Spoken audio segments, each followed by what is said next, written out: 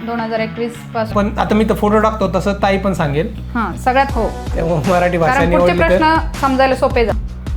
तालुका pin code, pin code टाकायचा आणि मग नंतर निवासस्थान ते चिन्हांकित करायचं आणि मग खाली सगळे प्रश्न येतात. त्याला तो ID दिला की आपोआप तुमची माहिती त्यामध्ये फिल होणार आहे. हा, म्हणजे आता 1 तारीख ज्येष्ठ नागरिक आहे, त्यांना एवढं मोबाईल चालवता येत नाही. मग 15 तारखेच्या नंतर मग जनगणना चालू आहे, त्याच्याबद्दल ताई सांगेल की काय असेल तर 3 खोल्या. किचन सोडून फक्त हॉल आणि बेड पाईपलाईन द्वारे आहे. म्हणजे LPG पाईपलाईन ते दोन्ही. त्यानंतर पाण्याचा सोर्स काय आहे तुम्हाला, मेन पाण्याचा सोर्स पिण्या. आणि अजून बरेचसे असे बरेचसे प्रश्न 1,150 करोडच्या आसपास गेले असेल. मी बी क्रॉस पण केली असेल. असे प्रश्न विचारणार नाही. आधार नंबर, पॅन नंबर नाही तर त्यांच्याकडून अशा चुका होऊ शकतात. सेल्फ इन्युमरेशनचा तो ID.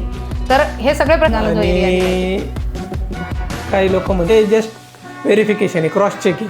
आणि नाही त्यांच्यासाठी सरकार मे बी घरकुल आवास योजनेचा